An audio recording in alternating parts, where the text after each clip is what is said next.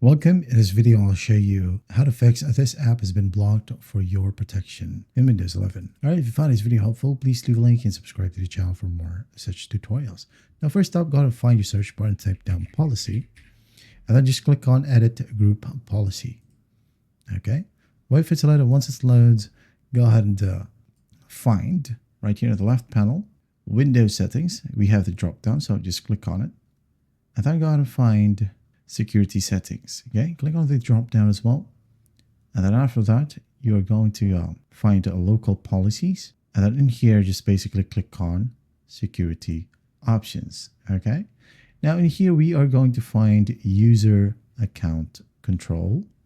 Okay, as you can see here we have a ton of user account control, but basically just find admin approval mode.